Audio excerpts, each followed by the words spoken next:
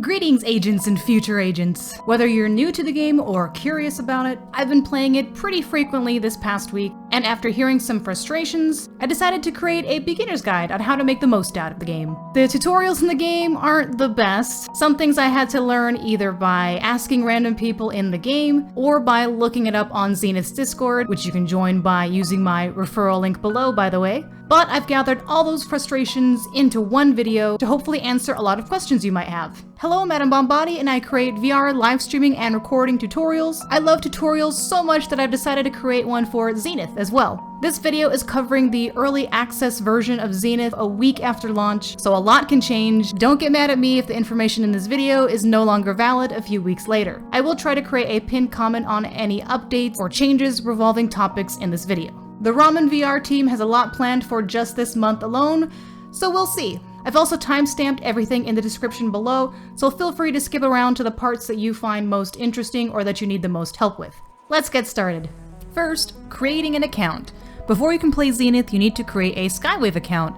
This allows you to play with the same Zenith account regardless of the platform you're playing on. The Quest/Oculus PC, Meta, version is also cross-buy, meaning if you buy Zenith on one platform, you automatically get it for the other. If you want to buy on Steam or PSVR, those are standalone only. After you buy the game, make an account in-game, then finish account setup on 𝐍𝐎𝐿𝐿e.zenithmmo.com. Use the login button and use the code you should have received in your email you signed up with. Here you can also link your Discord account in order to claim some referral rewards, which I'll talk about later. Now you can create your character as well as choosing your class and your role. Blade Masters are a melee class that wield dual swords. Essence Mages are a ranged class that use projectile launchers. Within each class you can choose a role of DPS, support, or tank. While you won't be able to change your class, you'll need to make a new character for this, you can switch your character's roles at any time, more on that later. Choose a shard or a server. For the lowest latency, pick one that's in your country and closest geographical location. Once in the game, if you look down at your HUD, it basically breaks down like this. On your left and right are little dark circles. These are your holsters for your weapons. The top pink bar is your health, and the bottom blue bar is rage, or basically your mana. As you unlock more Godstones, or skills, they will appear on the right side here. A movement skill, either a dash or teleport, will be your top skill here. Your current level and XP is shown in the middle here. Your stamina will deplete and replenish as the little yellow bar under here. Last but not least, you have 2 quick slots that can be used to hold food, which can replenish health or have other stat benefits. Zenith features 2 primary classes with different styles of play, the Blade Master, or the dual sword wielding melee class, or the Essence Mage, which is a ranged class that uses magic projectile launchers. The great part about each class is that you can pick between 3 different roles: DPS, support, and tank. Depending on which role you choose determines which skills you'll be able to unlock and use. For the Essence Mage, abilities are triggered by gestures. Hold down your grip button and swipe your hand in the gesture mentioned in your skill, and you will see a blue AoE circle indicating where your spell will be cast. Not all spells will be AoEs though, some will be self-cast on yourself. Others, such as fireballs and snowballs, you simply create with your trigger button and throw at enemies. Using your projectile launchers will give you back rage, but they will overheat over time. For the Blade Master, abilities are triggered by gestures and power strikes or holding down the triggers. You do not need to swing wildly to use the Blade Master. You'll notice your swords will have a glint animation at the top as well as a sound associated with it. Okay, interesting. This is when you want to strike to achieve the most damage. Glint, strike, glint, strike. Some Blade Master skills activate after 3 swings in a certain direction and use no rage. However, power strikes require you to hold down the triggers when slashing in certain directions, but uses rage. You can tell when a power strike is active because when holding your triggers, your swords will glow. Holding your controller's triggers are also how you block an attack. Each successful block uses up a bit of stamina, and your stamina does not regenerate unless you let go of the triggers. A Master Strike move, Demon Purge for example, works like this. Hold your triggers to prepare a power strike. Use the power strike on said enemy, and if you continue to hold down the triggers after the strike, there is a chance that the Master Strike may activate, causing even more damage. You can see the sword glow even brighter when a Master Strike is about to activate on the next swing. Certain Blade Master roles also have sword throwing abilities, which can provide with support or offensive AoE circles and others. You can also just throw your swords at enemies if you'd like. If you ever want to try a different class or role, there's no need to create a new character, simply head over to the Skill or Godstones menu and select one of the other roles on the left side. This will remove all of your current leveled armor and weapons and will start you off back at 0, but you will gain double XP until you surpass the level of your highest level role. Level progression saves for each role. You also have a 60-second cooldown after switching roles. Once you switch roles, you can re-equip your starter weapons and armor to restart off with, hence why they can't be deleted. Next, you can set some comfort options to your liking. Open up the menu button and click this icon here. You have various options depending on your susceptibility to motion sickness. You can select the vignetting options and adjust how strong it is, as well as some different angles for snap turning. Interestingly enough, there's also a third-person option, which is a little strange. Once you do that particular action, it snaps from first to third person and back again, and you can set this up for general locomotion, climbing, gliding, and falling. Climbing and gliding are also movements used in the game to get around. To climb an object, simply hold onto it using your controller's grip buttons. You will be using this a lot in Zenith. Gliding allows you to travel far distances safely and quickly as opposed to walking. To glide, jump or walk off a surface and hold your arms out in a T-pose. I highly recommend trying out the sensitive glide option, as it allows you to use your hand positions to not only control flight better, but also hover in air, making grabbing tiers a lot easier. It may take a little bit to get the hang of it. Think of your arms like the wings of an airplane in this mode, with your hands directing the motion. To sprint, hold down the thumbstick or trackpad on your left controller while you are moving forward. This consumes stamina as you use it. Zenith also kind of has swimming. To propel yourself forward faster, simply make swimming motions with your arms and move your head in the direction you want to go. This consumes stamina pretty quickly though. There's a couple of other options in the VR tab to go over. If you're curious about this Portal for Regions checkmark, what it does is when unchecked, you don't get a loading screen for any new region, and when checked, you do get a loading screen. Having a loading screen though normally reduces lag to a decent amount and can minimize the risk of crashing, so it's best to leave this checked. The Focus UI button checked means you're able to see the menu in the game with you. Unchecked, when you open the menu, it blacks out everything else. If you find that you've set your headset down, picked it back up, and suddenly you're a lot taller than you used to be, use the recenter button to get yourself back in proper height. This tutorial wouldn't be complete without me giving you some sort of streaming tutorial. For PC VR users, if you plan on streaming or recording Zenith, there's a couple of different options available to you in the VR settings. Note that you will only see these settings if you are capturing the game's exe as a source, not using something like OpenVR. First is the default, which you can see here. Second is a more smooth first-person view, which kind of widens out the angle. And third is a third-person camera, currently with no textures, that you can actually grab with your grips and place it anywhere in the world to get the perspective that you want. Your currently selected skills, or Godstones, gain XP alongside your character's general XP gain. In the Godstones section of your menu, you can see the experience bar on the bottom of each selected skill, as well as if it's ready to be leveled up or not. Occasionally you'll get what looks to be skills dropped by monsters. If you check in the Godstone inventory, you will notice some dropped skills may have different rarities and different perks associated with them. The higher the rarity, generally the more perks a Godstone can have. This allows you to customize your skills a little bit depending on your playstyle. You can delete unwanted Godstones by selecting the Godstone you want to delete, then clicking the trash can icon. When you look at an enemy, they will have two different bars over their heads, the top of course being health, but the bottom yellow bar is a stagger bar. Once the bar is full, that enemy will stagger or become paralyzed for a few moments. Occasionally you will see enemies with red spots in certain areas. Aim for these spots as they will fill the stagger bar faster. Occasionally monsters or chests will drop loot. In order to add them to your inventory, simply grab them and pull them to you. Nom nom nom. There's a couple of HUD indicators you should also familiarize yourself with. A yellow indicator, which means you are close to running out of stamina, and a red indicator with lines, which means you just took damage of some sort, whether by falling or being hit. Speaking of combat, there may be times where you or your party may need a little help. When someone dies, you will see a cloud of smoke and a red band connecting them to the smoke. They will move a lot slower and can move a limited distance away from where they died. It doesn't matter whether you revive them closer or further away from the cloud, the amount of time it takes to res them will always be the same. To revive them, simply touch and remain touching the red band and watch it fill with blue until it reaches the person. If you are dead with no help and need respawn, put your hands together in a prayer pose and hold until you reload. Stamina is a must-have in the world of Zenith. You use stamina for everything from sprinting, gliding, swimming, and blocking as a blade master. To upgrade your stamina, start the Etheric Upgrade questline found outside of the Nexus District, or here on the map. To complete each tier of the quest, you must find a certain amount of tiers in the world. You can tell if one is nearby when you hear what sounds like wind chimes. They can be anywhere from underwater to areas accessible by flying only to small nooks and crannies. Always be on the lookout. With each completion, your stamina will increase a bit, but so will the amount of tiers required by the next quest level tier.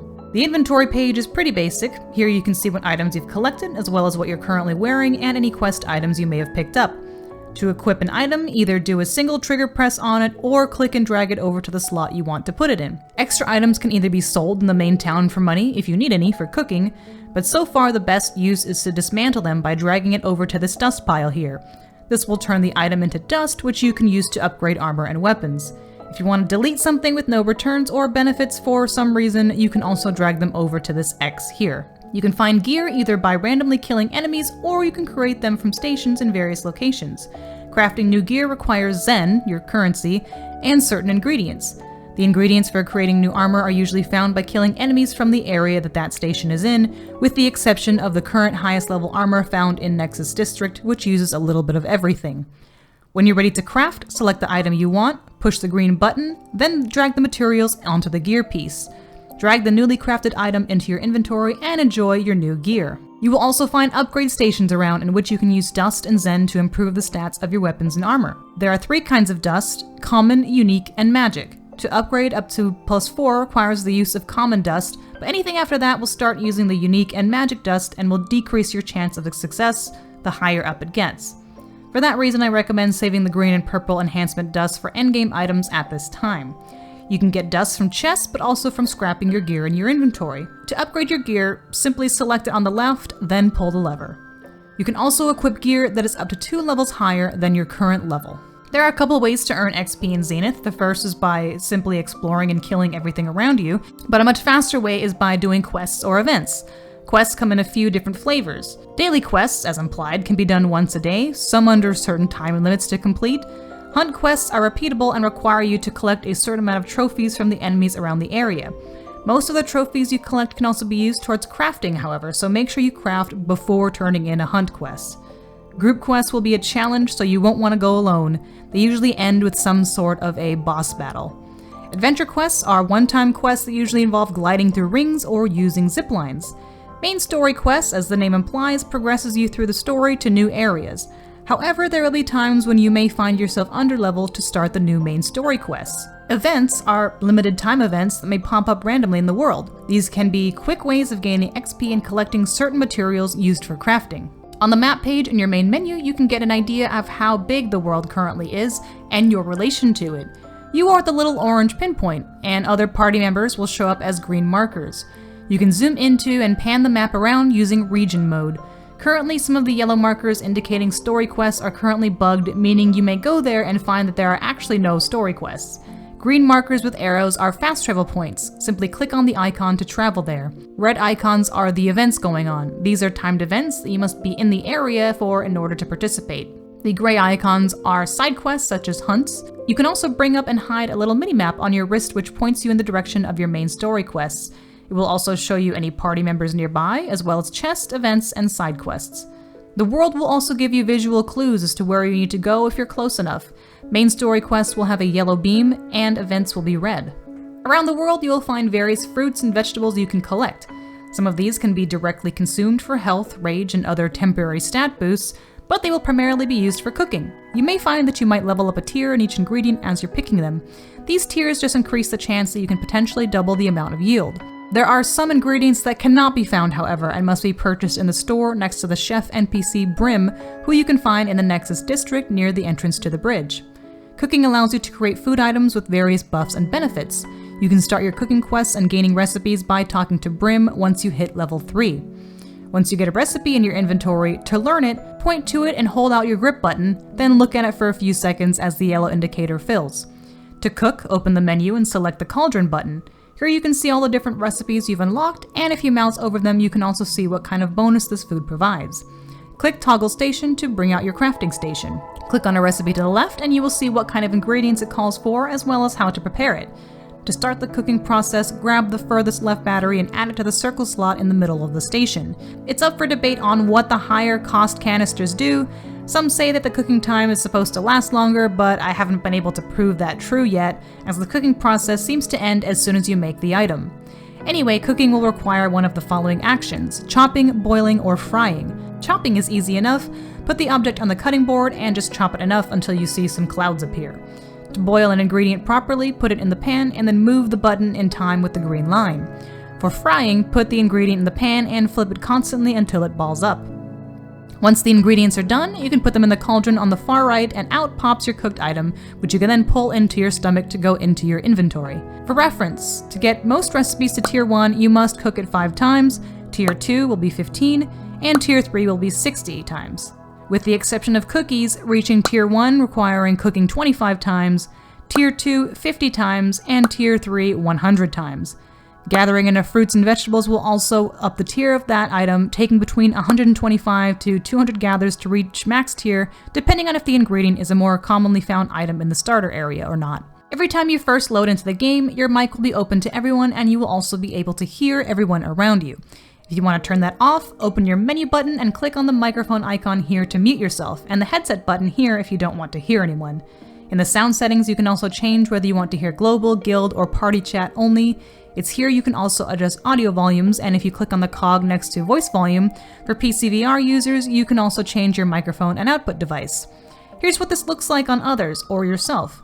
If their microphone or headset is muted, you will see it appear as red, and if they are in a guild or party chat, the red icons will appear inside a circle like this, so try not to yell at someone who can't even hear you in the first place. The social menu is used for keeping track of your friends and creating parties. Currently, there's no search system for friends, so in order to add a friend, you actually have to be standing next to them, click on them, then send a friend request. To create a party, head over to your social menu and click the party icon next to your friends' names. Guilds currently don't have much purpose other than to keep your friend groups in one place and have your own private voice chat, but if you'd like to create one, go into the button with the flag and click the Create Guild button. If you want to log out and exit the game, click on the door button in the menu. Here you can also find some additional facts about your character stats, as well as the current server that you're in. If you join Zenith's Discord, they have a Refer a Friend program going on at the time of this video in which you can get some exclusive beater gear for your character. Referring a certain amount of friends unlocks more parts of the set. If you'd like to join, use my Discord referral link to the server below, wink, I'll also throw it in the description for you. To get your own unique link to send, go to the Zenith Discord, go to the Referrals section and type in /referral. Make sure that you are not spamming your link in absolutely every Discord or DMing people with it. Just post it in channels that you own and are allowed to do so. Don't be that guy. You can also /type points in the same channel to check on your current progress. Make sure you connect your Discord account to your Skywave account, otherwise you won't see rewards in the game. Currently, if you have referrals claimed and do not see them in-game, this may be due to a glitch when a character is created prior to the account linking. New characters should have this gear. A patch for this issue is coming, so your referral gear can be used on all characters. Phew! Well, hopefully something in that huge chunk of guide helped you out. There are some aspects of the game that I could totally create separate, more in-depth guides for, so if you like my teaching style, and if there's something that you wish to know more about in the game, let me know in the comments below. As always, keep on creating and never lose that drive to improve. I'll see you on the next one.